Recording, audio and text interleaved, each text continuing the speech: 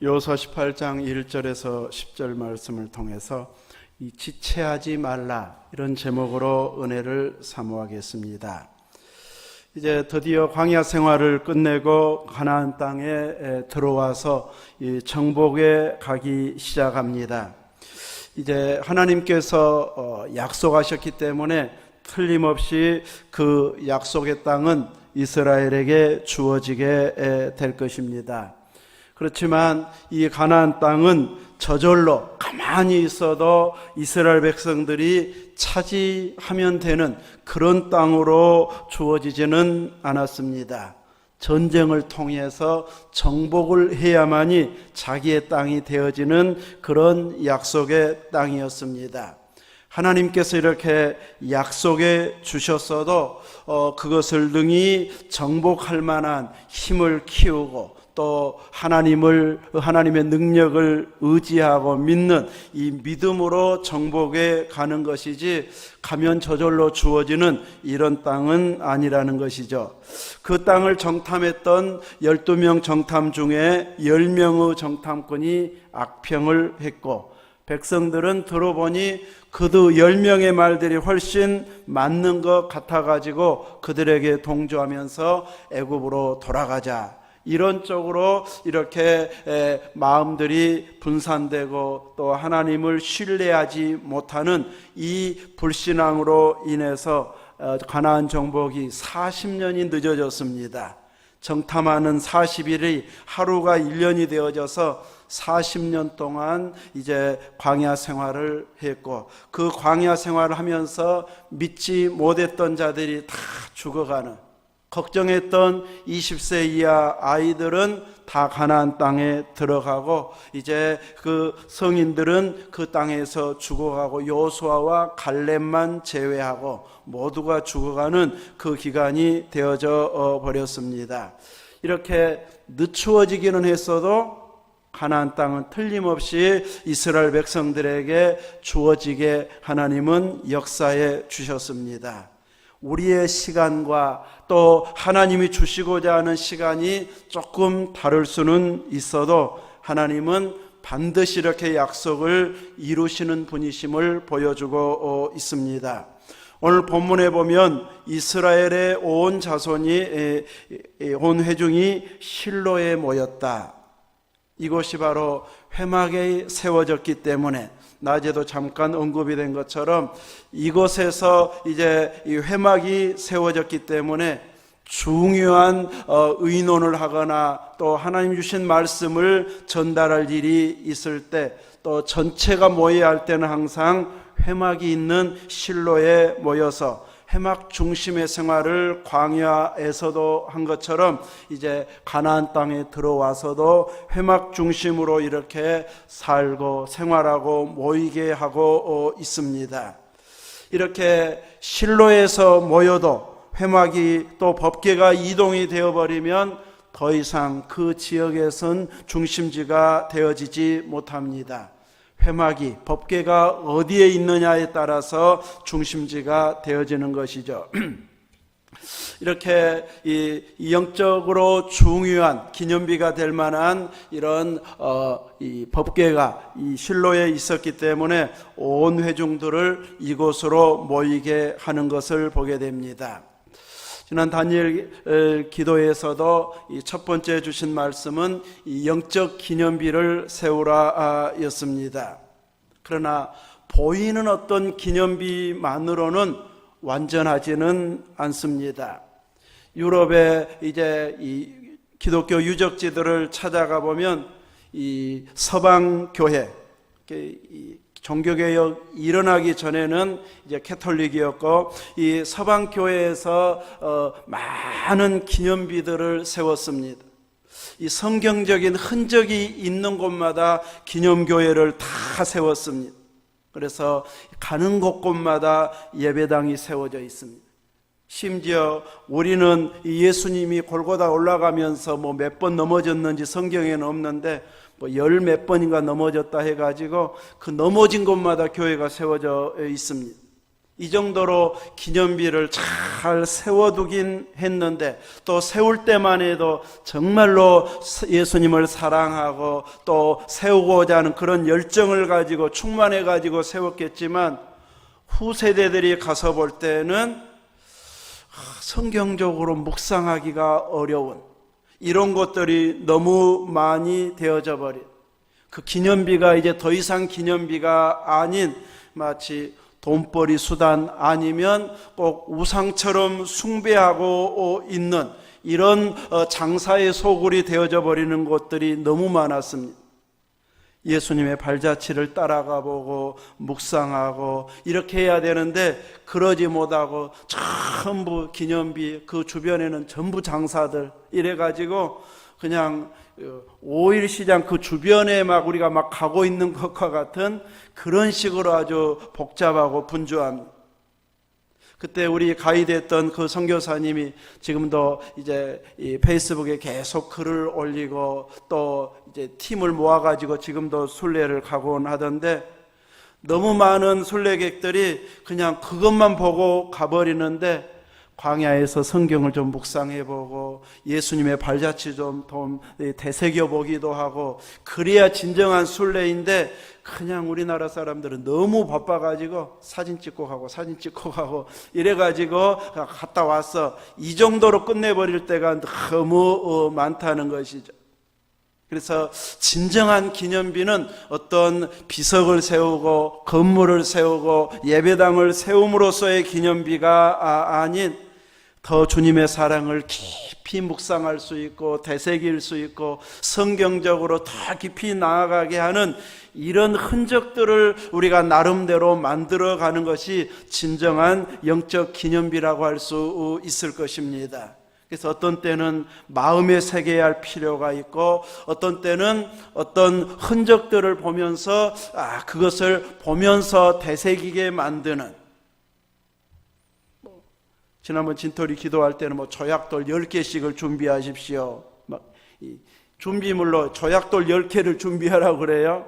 그래서 어떤 할머니 집사님 한 분이 하루 지내면서 조약돌 10개를 갖다 놓고 주님의 이름을 부르면서 묵상하면서 돌 하나 옮기고, 다른 일을 활동하다가 또 주님의 이름 부르고 하면서 돌 하나 옮기고, 예수님에게 막 집중하려고 하는 그 모습이 너무 좋았는지, 기도하는 이제 교회들 목회자들 모임 때도 좀 이렇게 해봤으면 좋겠습니다 하고 조약돌 모으라고, 또 없는 사람들은 이제 1,000원 보내오면 보내준다고 이런 식으로 하면서 이제 하기도 하던데, 나름 이렇게 기념비가 될 만한, 때로는 돌이 될 수도 있고 나무가 될 수도 있고, 내가 글씨를 쓰거나 파가지고 냉장고에 붙여놓든지 어디 일이나 연장에 붙여놓든지 해가지고 끊임없이 주님을 묵상하게 만들고 더 가까워지게 만들고 기도하게 만드는 것, 이것이 진정한 기념비가 되어질 것입니다. 이스라엘 백성들에게는 이제 실로의 법궤가 있고 성막이 세워졌기 때문에 이제 끊임없이 이 실로 중심으로 또 제사 지내고 군사력 그리고 회의를 이곳에서 했다고 할 수 있을 것입니다. 오늘 본문에서는 여호수아가 그 실로에로 모든 이스라엘 지파들을 모이게 해놓고, 아직도 분배받지 못하고 있는 지파가 7지파나 된다고 책망하고 있습니다.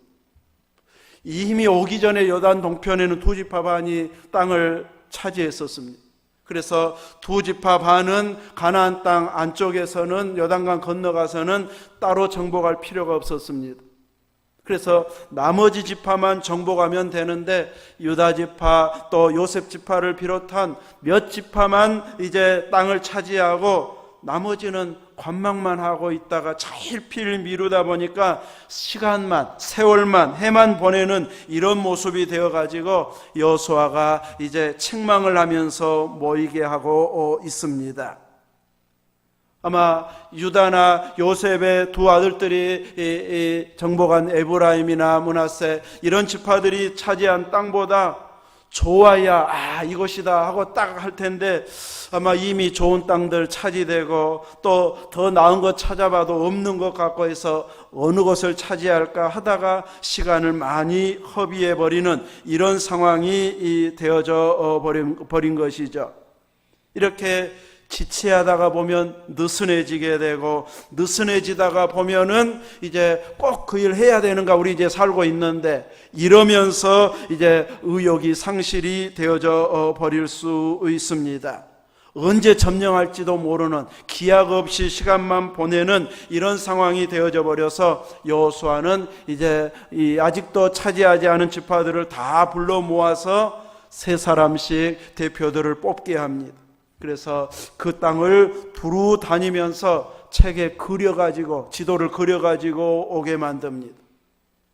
중요한 데는 이제 남쪽, 북쪽 경계선은 다 이제 차지하고 있기 때문에 옛날 가나안 정탐할 때처럼 이렇게 몰래 할 상황은 아닙니다. 그래서 같이 이렇게 다니면서 이제 그려가지고 어떻게 나누면 되겠다 해가지고 7부분으로 그려가지고 오면 이제 실로에서 하나님 앞에서 묻고 그곳에서 제비를 뽑아서 이제 뽑힌 대로 그 지파 땅으로 선정이 돼가지고 그 지파가 자기가 뽑은 땅들을 정복하도록 이렇게 그려가지고 오게 하고, 그려가지고 와서 이렇게 제비를 뽑아 땅을 분배했다. 이런 내용이 오늘 본문에 있는 내용입니다. 3절의 중간 끝에 부분에 보면 주신 땅을 점령하러 가기를 어느 때까지 지체하겠느냐, 계속 지체하고 있는 그들을 향해서 책망하면서 이제는 더 이상 지체하지 말고 차지하자는 것이죠.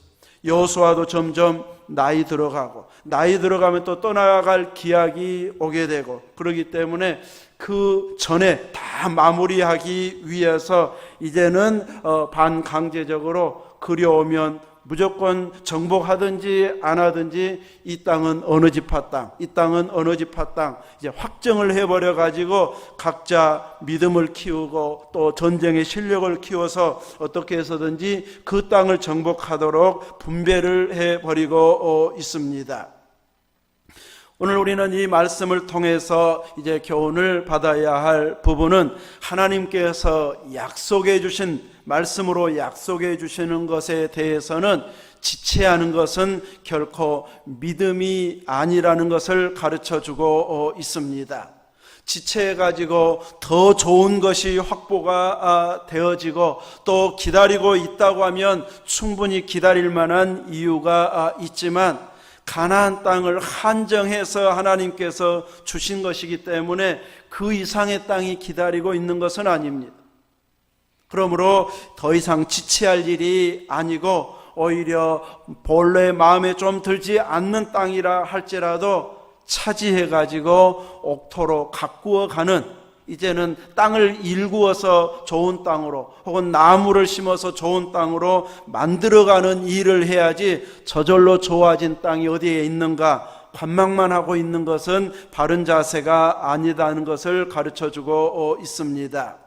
이렇게 이미 확보된 것, 이거 외에는 다른 길이 없을 때에는 조금은 마음에 들지 않는 부분이 있어도 기어이 감당해내고 더 가꾸는 이런 열심이 있어야 한다는 것이죠.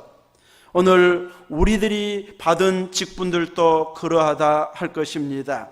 하나님께서 우리에게 주신 직분들, 또 잘할 수 있는 은사들을 공급해 주셨는데도 불구하고 아이고 나 그 일 못해 하고 한 발짝 물러서고 지체하고 안 하려고 하는 것은 결코 하나님 주신 것에 대한 바른 자세가 아닙니다. 하나님께서 나를 향해서 주신 직분임을 알고 믿는다면, 또 내게 주신 은사인 것이 분명하다면, 부족하면 부족한 상황에서, 또 힘들면 그 힘든 상황에서 계속 은혜를 구하면서 그 일을 충성스럽게 감당해 가는 자가 되어져야 됩니다. 직분이 곧 상급은 아닙니다. 그 직분을 충성스럽게 감당할 때 상급이 되어집니다. 그래서 내게 주어진 그 직분을 성실하게 감당하려고 하면 또 감당하게 되면 아름다운 지위가 주어지게 됩니다. 그래서 직분자들은 이제 입에서 아이고 나 못해요 하는 말이 되도록이면 안 나오게 해야 됩니다. 부족하면 도움을 요청하고 은혜를 구하고 능력을 구하면서 기어이 감당해야지 자꾸 미루는 이런 자세는 믿음의 자세가 아닙니다. 어제 국동교회 목사님 위임식과 또 명예권사 취임식이 있었는데 명예권사님 6명이 어제 취임하더라고요. 그래서 제일 젊은 분이 81세, 6명의 권사님 중에 제일 나이 많으신 분은 99세, 그 다음은 91세 하면서 우리 교회에서 80대는 청년입니다. 목사님이 그렇게 소개를 해요. 그래서 나 아프고 힘들어서 못합니다 할 사람은 한 99세쯤부터 말씀하십시오. 그 이전에는 그런 핑계도 대지 말고 열심을 내서 감당해요. 80대는 청년이에요, 청년. 이렇게 열심을 다해서 감당하다가 보면 젊은 때만큼은 못할지는 모르지만 하나님께서 보실 때에는 정말 나를 사랑해서 그렇게 열심히 감당하는구나 하면서 기뻐하고 흡족해 하실 것이고, 또 상으로 본다면 젊은 시대 많이 했던 것보다 나이 들 때, 아팠을 때, 힘들었을 때 감당하는 것이 훨씬 더 큰 상급으로 주어지게 될 것입니다. 우리는 나이가 들어가고 몸이 불편해도 결코 충성하는 것까지 포기해서는 안 됩니다. 적당히 여호수아가 그냥 그들의 형편과 사정, 각 지파들의 형편과 사정 보면서 상황이 안 좋고 땅도 별로 좋은 데도 없고 그러니 이제 알아서 나중에 오래 있다가 좀 차지해라, 이런 식으로 양보하지 않았습니다. 아예 그려가지고 오게 만들어서 차지 못했어도 무조건 차지하도록, 그 정복하도록 그려온 것이 이제 너희 땅이다 하면서 기어이 차지하게 만들고 있습니다. 그래서 베냐민 지파가 차지했던 땅들을 쭉 열거하는 걸 보면 어디는 황무지였고 황무지도 있었습니다. 그래도 그들은 그 불평 없이 차지한 땅을 가꾸어 나가야지, 이건 황무지니까 안 되고 뭐 가꿀 것이 없으니까 안 되고 하면서 불평해버리면 하나님 주신 그 약속의 땅이 불평거리의 근거가 되어버립니다.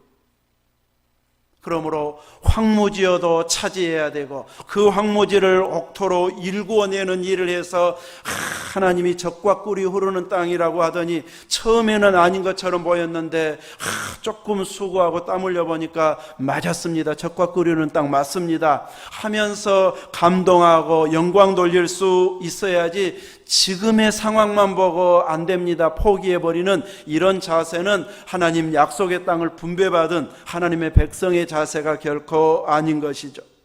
시므온 지파는 이제 이 유다 지파가 차지한 땅이 너무 많아가지고 유다 지파가 차지한 땅 중에 일부를 자기 땅으로 이렇게 취하였습니다.